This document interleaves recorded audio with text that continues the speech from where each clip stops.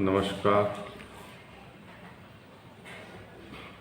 प्रधानमंत्री नरेंद्र मोदी जी ने कहा है कि देश की संप्रभुता और भौगोलिक अखंडता को जरूरी बताते हुए भारत अपनी संप्रभुता की रक्षा करने के लिए प्रतिबद्ध है। ऐसा उन्होंने अमेरिकी समाचार पत्र वॉल स्ट्रीट जर्नल को दिए साक्षात्कार में कहा है। प्रधानमंत्री नरेंद्र मोदी जी ने दो टूक कहा है कि चीन के साथ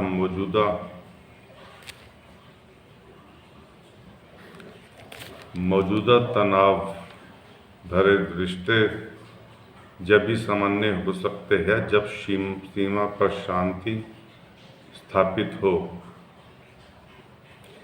चीन को लेकर भारत की इस रणनीति को लेकर विदेश मंत्री एस जयशंकर ने कई बार सार्वजनिक बयान दिए हैं, लेकिन पहली बार प्रधानमंत्री जी ने यह बात कही है। मई 2020 में पूर्वी लद्दाख स्थित वास्तविक नियंत्रण रेखा पर चीनी सैनिकों की घुसपैठ के बाद प्रधानमंत्री मोदी जी ने गिने चुने अवसर पर ही चीन का उल्लेख किया है। अब उन्होंने अमेरिका जाने से पहले चीन के आक्रामक रवैये की तरफ इशारा किया है। माना जाता है कि राष्ट्रपति जो बाइडेन के साथ उनकी वार्ता में चीन से जुड़ा मुद्दा भी मुख्य बिंदु होगा। यूक्रेन विवाद पर प्रधानमंत्री जी ने यूरोपीय देशों के इस सोच को गलत ठहराया है कि भारत इस मामले में तटस्थ है। यूक्रेन विवाद का समाधान कूटनीति और वार्ता से ही करने पर जोर देते हुए मोदी जी ने कहा कि कुछ लोग कहते हैं कि हम तटस्थ हैं, जबकि हम तटस्थ नहीं हैं। हम शांति के साथ हैं। रूस को लेकर भारत की नीतियों की आलोचना होने से जुड़े प्रश्न पर मोदी जी ने कहा कि मुझे नहीं लगता कि अमेरिका में ज़्यादा लोग ऐसा मानते हैं। विश्व को भरोसा है कि भारत की सबसे बड़ी प्राथमिकता शांति है। इस विवाद को समाप्त करने के लिए और स्थायी अमन व शांति स्थापित करने के लिए भारत जो भी कर सकता है वह करेगा। मोदी ने पिछले वर्ष रूसी राष्ट्रपति व्लादिमीर पुतिन से मुलाकात में कहा था कि यह युद्ध का काल नहीं है। इसका विश्व के सभी देशों के प्रमुखों ने स्वागत किया था। बाद में बाली G20 बैठक के बाद जारी घोषणा पत्र में भी मोदी जी के इस बयान को शामिल किया गया था कि यह युद्ध का काल नहीं है। प्रधानमंत्री जी ने यूक्रेन विवाद और चीन के साथ भारत के रिश्तों में देशों की संप्रभुता और भौगोलिक अखंडता का जिक्र किया। उन्होंने कहा सभी देशों को अंतर्राष्ट्रीय कानूनों और दूसरे देशों की संप्रभुता का आदर करना चाहिए। भारत संप्रभुता व भौगोलिक अखंडता का आदर करने में विश्वास रखता है, साथ ही मानता है कि विवादों का कानून सम्मत व शांतिपूर्ण समाधान होना चाहिए। लेकिन इसके साथ ही भारत अपनी संप्रभुता व अखंडता की सुरक्षा के लिए प्रतिबद्ध है और तैयार भी है। मोदी जी ने कहा कि भारत वैश्विक मंच पर कहीं अधिक व्यापक भूमिका का हकदार है। उन्होंने आतंकवाद, छद्म युद्ध और विस्तारवाद की शीत युद्ध के दौरान बनाई गई वैश्विक संस्थाओं की विफलता से जोड़ा और कहा कि इसी वजह से छोटे और क्षेत्रीय समूहों का उदय हुआ है। उन्होंने कहा कि संयुक्त राष्ट्र जैसी संस्थाओं में बदलाव होना चाहिए। बदलाव का अब वक्त आ चुका है। क्या प्रमुख संस्थाओं के सदस्य वास्तव में लोकतांत्रिक मूल्यों का प्रतिनिधित्व करते हैं? क्या उसमें अफ्रीका का प्रतिनिधित्व है?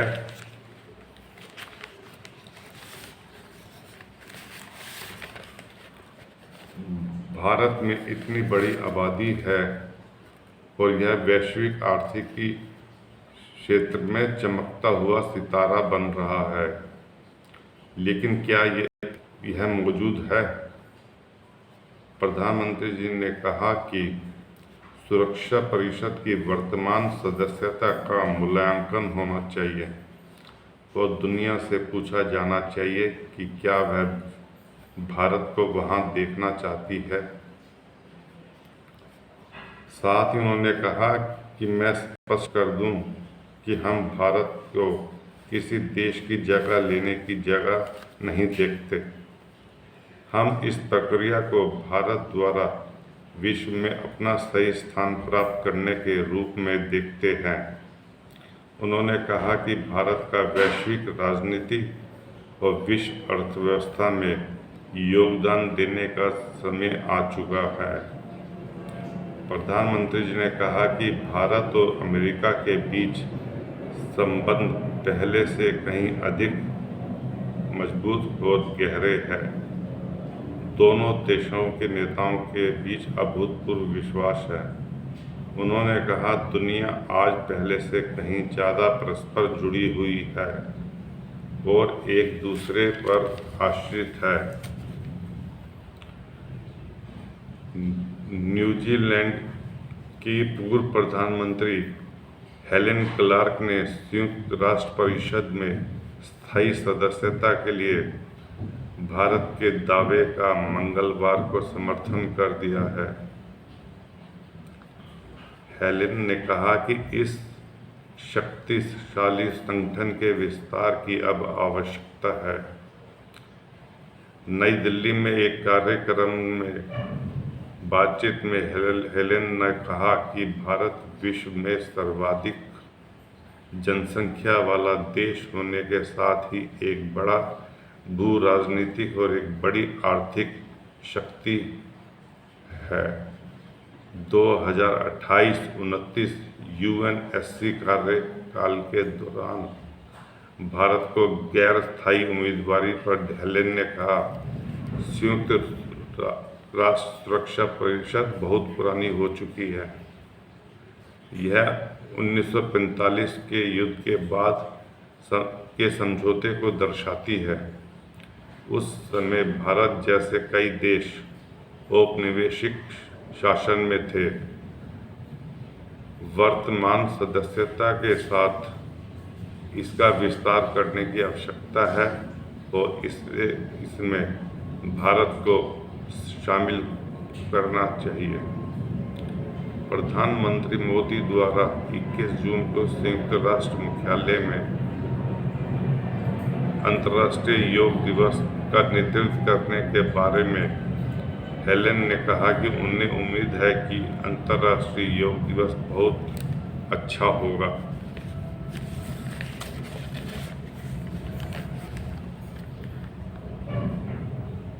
वहीं मोदी की राजकीय यात्रा का चीन व रूस से कोई लेना देना नहीं है, ऐसा व्हाइट हाउस ने अपने बयान में कहा है। प्रधानमंत्री नरेंद्र मोदी की अमेरिकी यात्रा का मुख्य उद्देश्य सहयोग बढ़ाना, उस पर ध्यान देना, अमेरिका व भारत भारत के बीच द्विपक्षीय संबंधों को मजबूत करना है और इसका चीन या रूस से कोई लेना देना नहीं है। यह बात सामरिक संचार के लिए व्हाइट हाउस की राष्ट्रीय सुरक्षा परिषद के समन्वयक जॉन किर्बी ने कही है। उन्होंने कहा कि रूस से तेल खरीद पर भारत को फैसला करना है। किर्बी ने एक प्रेस कॉन्फ्रेंस में कहा कि यह व्हाइट हाउस में एक बड़ा सप्ताह है। राष्ट्रपति और प्रथम महिला आधिकारिक राजकीय यात्रा और रात्रि भोज के लिए भारत के प्रधानमंत्री का स्वागत कर रहे हैं।